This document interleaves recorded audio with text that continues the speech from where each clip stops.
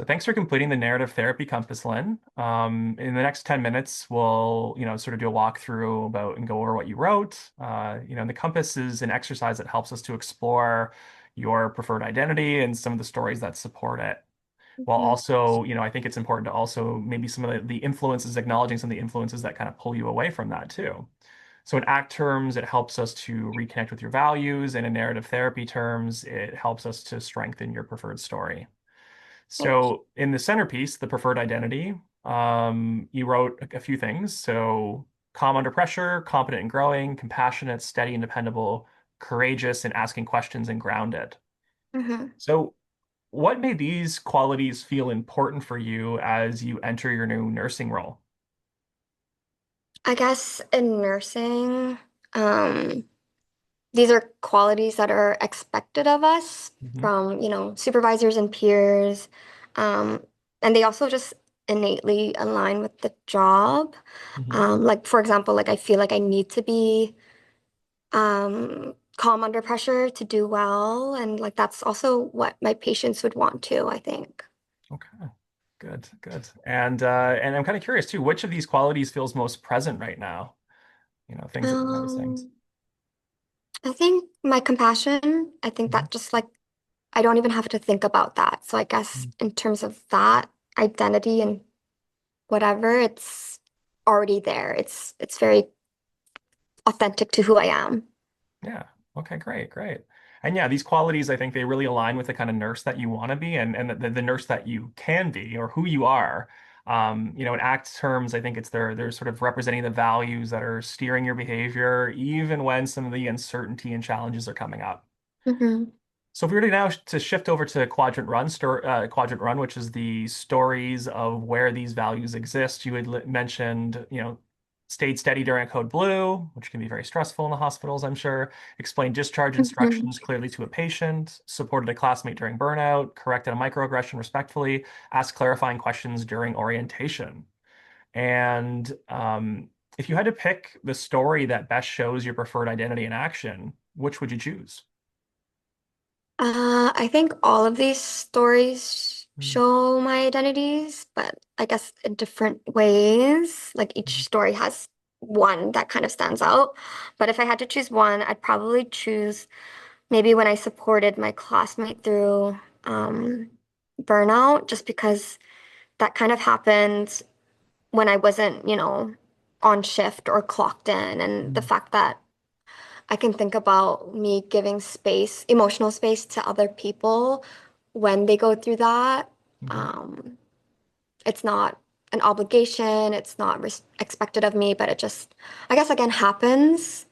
Um, that I, I feel good that I can do that, if that makes sense. Yeah, no, that makes a lot of sense. Yeah, great. Thanks for sharing that. Yeah, so some of these stories are there to kind of, we can look at those and then look at the second quadrant right now, where you're listing things like what are some of the things that are maybe pulling you away from, the stories where these exist, the preferred identity, and you had listed imposter syndrome, family sacrifice pressure, cultural message of not burdening others, perfectionism, microaggressions at work, and high stakes hospital pays. So I'm kind of curious, as you're looking at that, imagine these as sort of external factors rather than personal flaws. Which one speaks the loudest right now? What are some of these things that might be pulling you away from that preferred identity and some of those stories that you mentioned? Definitely the imposter syndrome Mhm. and the burdening others for help. Mhm. Um, like with the imposter syndrome, I feel like I, yeah, I feel that the most because maybe I'm like a new grad and it's Mhm. my first time in my first working job and it feels like those imposter syndrome voices are just very loud, but I know Mhm. I'm a very good worker and like I can imagine myself in the next few years being able to feel very confident in what I do. Because I Mhm. know that. I feel like I know that, but at the same time I it's just not there with me in Mhm. terms of believing it every time. And then definitely asking for help is hard because I think my family has always taught me to not burden others. There's like a Vietnamese word too that describes it. It's called my mom says "đừng có phiền người kia," which is don't burden them, and it'll come up all the time if it's like asking help with groceries, Mm. asking help with like ordering a coffee, things like that. So I guess my family has taught me that, and I didn't realize it.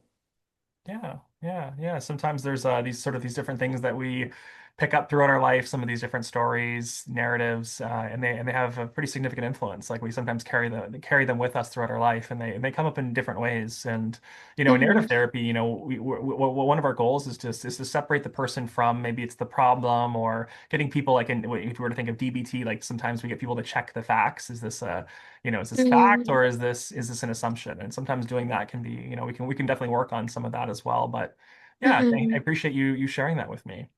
As we're moving to the third quadrant, witnesses and supporters, I think it's sort of important to acknowledge some of the times when we notice people, observing us at our best, for example.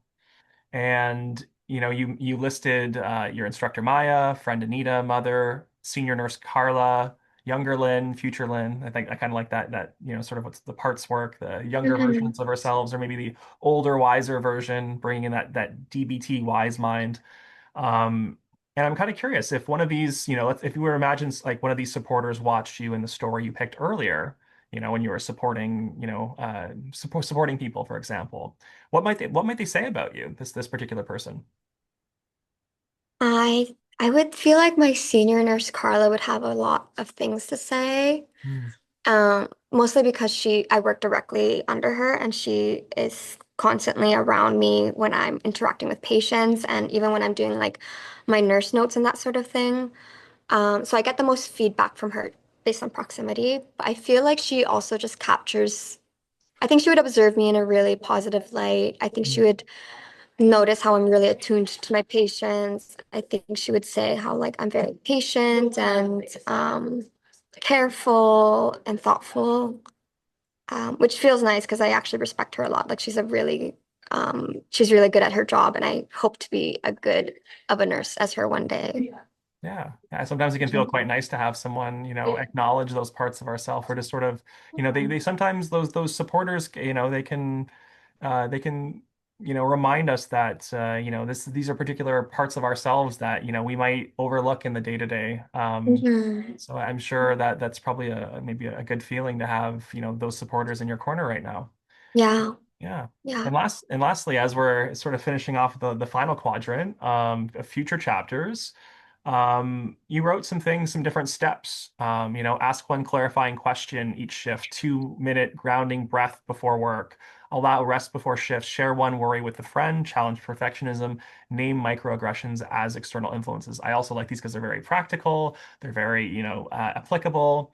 And out of these, which feels the most doable step? Something that we might call an act is a committed action. Small things that move us in the direction that we'd like to head, moving our actions in alignment with our values.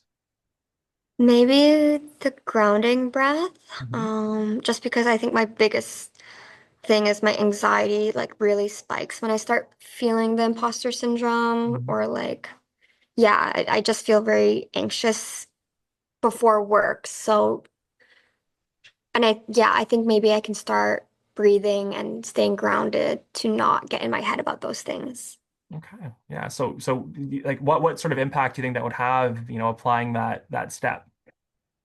I think I would just pause things and maybe during those like grounding breaths, I can remember maybe what Nurse Carla would think of me, or I can just remember that I do actually really like my job and naturally I think I am good at it. I Yeah. just shouldn't spiral. Mm. So maybe just like pausing and breathing will help me do that. Great, great.